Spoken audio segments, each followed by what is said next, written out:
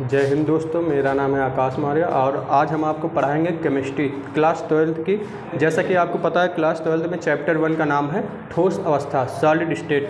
आज उसमें हम एक टॉपिक पढ़ेंगे जो सबको लगता है कठिन है, लेकिन हम देखेंगे SCC, BCC और FCC के बारे में। SCC, BCC और FCC के बारे में सबसे पहले तो हमको इसका फुल फॉर्म पता होना चाहिए, ये कौन सा चीज़ है, क्या नहीं है, इसके बारे में जानकारी लेना चाहिए।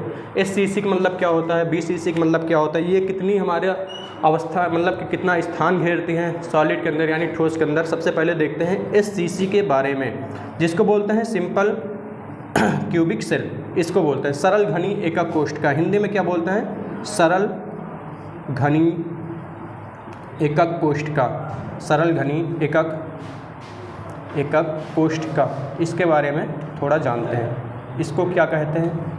इसका डेरिवेशन भी आता है प्रूव करने के लिए, बोर्ड पेपर में सबसे ज़्यादा डेरिवेशन पूछा जाता है और इससे बनने वाले सूत्र या न्यूमेरिकल भी आते हैं। इसको देखते हैं ज़रा कैसे होता है सरल घनी एकक कोष्ठका यानी सिंपल क्यूबिक सेल। तो देखते हैं, सबसे पहले इसका हम फिगर बनाएंगे। फिगर कैसे बनता है इसका, सबसे पहले क्यूब के आकार का हम बना लेंगे। देखो जैसे ये हमारा क्या बन गया है, घन। अब इसमें हमारे सरल घनी एकक कोष्ठका में अणु या परमाणु कहाँ पर स्थित रहते हैं, सब कोनन पर रहते हैं, सब कोने पे रहते हैं। जैसे एक परमाणु यहाँ पर है, एक परमाणु यहाँ पर है, एक यहाँ पर है, यहाँ पर है, यहाँ पर है और यहाँ पर। इसी तरह हम बना लेंगे, यानी हर कोने पे कितने परमाणु होते हैं, लगभग 8 कोने होते हैं। अगर हम इसका सबसे अच्छा एग्जांपल देखें तो जो हमारा कमरा है, हमारे पास में जो कमरा रहता है उसमें हम देखते हैं सबसे पहले छत के ऊपर लगभग 4 कोने होते हैं, एक इधर इधर इधर और इधर। 4 नीचे होते हैं कोने, तो कितने कोने हो गए, 8। और 8 कोने पर हमारा क्या स्थित रहता है, परमाणु या अणु या आयन। तो इसी तरह हम बना लिए, यहाँ पर कितने हैं, 1 2 3 4 5 6 7 8 परमाणु अणु या आयन है। जो सिंपल में होते हैं, सिंपल इसी को बोलते हैं, इसी को सिंपल बोलते हैं। जब सिंपल में ये हो गया है तो उसी तरह हम देखेंगे कि यहाँ पर सबसे पहले देखेंगे कि इसको क्या बोलते हैं, यहाँ से यहाँ तक की लंबाई को क्या बोलते हैं, A। अगर इसका नाम हम A रख देते हैं तो ये हमारा घन है और हमको पता है घन में सारी भुजाएं क्या होती हैं, आपस में बराबर होती हैं। जब ये हमारी लंबाई A है तो हमारी ऊंचाई भी A होगी और हमारी चौड़ाई भी A होगी। तो इसी को बोलते हैं क्या, घन। और घन का सबसे पहले हमको पता होना चाहिए आयतन क्या होता है, घन का आयतन। घन का आयतन यानी वॉल्यूम क्या होता है, आयतन। तो क्या होता है, जब लंबाई चौड़ाई और ऊंचाई का मल्टीप्लाई कर देते हैं, लंबाई हमारा कितना है यानी L into B into H, यही होता क्या है हमारा आयतन। लेकिन हमारा लेंथ कितना दिया गया है, A, तो हम A लिख देंगे। ब्रेथ कितना दिया गया है, A। ब्रेथ मतलब चौड़ाई, चौड़ाई हमारा A दिया गया है। हाइट हमारा कितना दिया गया है, A, तो इंटू A। अब इनका तीनों को मल्टीप्लाई करेंगे तो हमारा क्या आ जाएगा, A क्यूब। A क्यूब आएगा। तो ये हमारा घन का आयतन होगा। लेकिन हमको देखना है SCC सरल घनी एकक कोष्ठका, इसको क्या बोलते हैं, इसका फार्मूला क्या होता है। तो सबसे पहले ये हम देखेंगे कि हर कोने पे कितना परमाणु स्थित होता है, 8। हर कोने पर सरल घनी में कितने परमाणु स्थित होते हैं, 8। तो सबसे पहले अगर हम इसका देखते हैं जरा, 1/8 इंटू 8 यानी हर एक परमाणु कितने भाग होता है, 1/8 का। तो 8 परमाणु का कितना होगा, 8 से 8 कैंसिल हो जाएगा तो कितना बचेगा, 1। तो हमारी परमाणु की संख्या कितनी आ जाएगी, परमाणु संख्या हमारी आ जाएगी, परमाणु संख्या कितनी आ जाएगी, 1। यानी सरल घनी में SCC में परमाणु संख्या क्या आ जाएगी, 1। तो SCC सॉरी यहाँ पर थोड़ा गलती हो गया, SCC में परमाणु संख्या कितनी आ जाएगी, 1। ये हमारा क्या हो गया, SCC के परमाणुओं की संख्या, जिसको हम किससे प्रदर्शित करते हैं, Z से। Z बराबर कितना हो जाएगा, 1। धन्यवाद। फिर उसके बाद हम देखेंगे BCC के बारे में। BCC क्या होता है, BCC इसी तरह हम परमाणु की संख्या निकालेंगे, यानी जैसे यहाँ पर SCC के बारे में हम Z बराबर 1 निकालें, उसी तरह हम BCC के बारे में निकालेंगे, फिर FCC के बारे में भी निकालेंगे। तो हटाते हैं जरा इसको।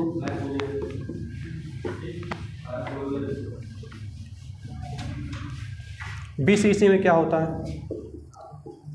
BCC इसको बोलते हैं बॉडी सेंटर्ड क्यूबिक सेल, काय केंद्रित एकक कोष्ठका। क्या बोलते हैं, काय केंद्रित एकक कोष्ठका।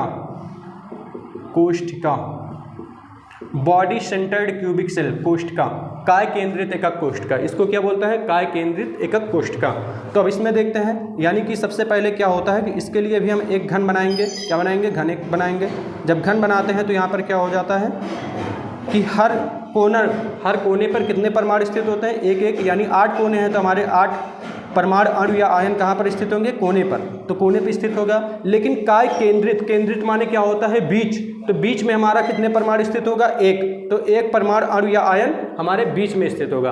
और हर कोने पर कितने परमाणु स्थित होंगे? 8। तो हम यहाँ पर देखेंगे इसका इसमें 20 हिस्से में परमाणु जेड का मान कितना आता है, सबसे पहले वो देखेंगे। सबसे पहले 1/8, यानी हर कोने पे कितने परमाणु स्थित होते हैं? 8, तो उनका भाग कितना होता है एक परमाणु का? 1/8। तो हम 8 से 8 कैंसिल कर लेंगे तो हमारे पास कितने मिलेंगे? 1 परमाणु। उसी तरह हम यहाँ पर देखेंगे केंद्र पे कितना होता है? 1, तो एक परमाणु का इसमें भाग होता है 1, तो 1 का गुणा 1 से करेंगे कितना हो जाएगा? 1। इसी तरह हम जब दोनों को जोड़ लेंगे तो हमारे पास क्या आ जाएगा? Z बराबर 2, यानी कि हमको कितने परमाणु मिल गए? 2। तो हमारे पास BCC में परमाणुओं की संख्या कितनी आ जाएगी? 2। तो हमारे पास BCC में परमाणुओं की संख्या कितनी हो जाएगी? 2। इसी तरह हम आगे देखेंगे FCC के बारे में। FCC में कितने होते हैं परमाणुओं की संख्या? ये हमारे सारे चीज़ जो परमाणुओं की संख्या निकालते हैं, सबसे ज़्यादा काम इसको न्यूमेरिकल में आता है। न्यूमेरिकल में सबसे ज़्यादा आता है। कैसे न्यूमेरिकल लगाते हैं? जेड का मान, जैसे हमारे पास संकुलन क्षमता आ गया, तो संकुलन क्षमता में क्या होता है? जैसे जेड इंटू क्या होता है? संकुलन क्षमता 4/3 πr³ into z upon a³ और इंटू में 100। संकुलन क्षमता परसेंटेज निकालने के लिए हमको जेड का मान जरूरी है, तो इसीलिए हम SCC, BCC और FCC में जेड का मान निकालते हैं। इसी तरह हम FCC के बारे में देखते हैं। FCC किससे कहते हैं? FCC इसको क्या बोलते हैं? फलक केंद्रित एकक कोशिका। क्या बोलते हैं? फलक केंद्रित एकक कोशिका।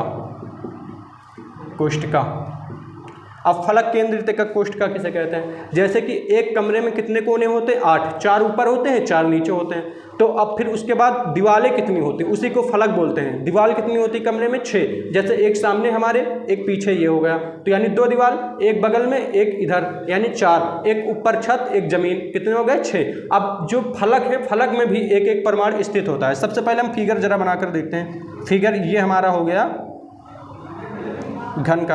अब इसमें क्या होता है कि कोनों पे कितने परमाणु स्थित होते हैं? 8। तो सबसे पहले परमाणु का स्थान लिख लेते हैं। 8 परमाणु कोने पे हो गए। लेकिन जो ऊपर वाले पार्ट में है, यानी छत पे जो है, एक परमाणु वहाँ पर भी होगा। सामने की तरफ, यानी ये जो है, ये इस पर भी एक परमाणु स्थित होगा। ये जो दीवार है बगल वाली, इस पर भी एक परमाणु स्थित होगा। नीचे वाली जमीन पर भी एक परमाणु स्थित होगा। उधर भी होगा एक परमाणु स्थित। और एक जो तुम्हारा ये है सामने वाला, तो सामने वाले में भी एक परमाणु स्थित होगा। तो यानी अब देखेंगे 1 2 3 4 5 6, यानी 6 दीवारों पे कितने परमाणु स्थित होते हैं? 6। उसी तरह कोने पे कितने स्थित होते हैं? 8। तो अब इसमें हम देखेंगे परमाणुओं की संख्या हमारी कितनी आती है। देखते हैं, जब हम 8 कोने पे परमाणु कितने स्थित होते हैं? 8। तो 1/8, यानी हर एक परमाणु का हिस्सा कितना होता है? 1/8। तो 8 से 8 कैंसिल हो जाएगा, कितना बचेगा? 1। उसी तरह जब यहाँ पर जो फलक पे स्थित होते हैं परमाणुओं की संख्या कितनी होती है? 6। लेकिन उनका योगदान कितना होता है? योगदान उनका होता है 1/2, तो इंटू में 6, यानी 6 परमाणु होता है। हर एक परमाणु का योगदान कितना होता है? आधा। तो हम 2 से ये काटेंगे तो कितना हो जाएगा? 3 × 3। अब यहाँ पर हमारा जेड का मान कितना आ जाएगा? इन दोनों को जोड़ देंगे 4, यानी कि FCC में परमाणुओं की संख्या कितनी आ जाएगी? 4। तो आप सबको पता हो जाएगा कि SCC, BCC और FCC में परमाणुओं की संख्या। धन्यवाद।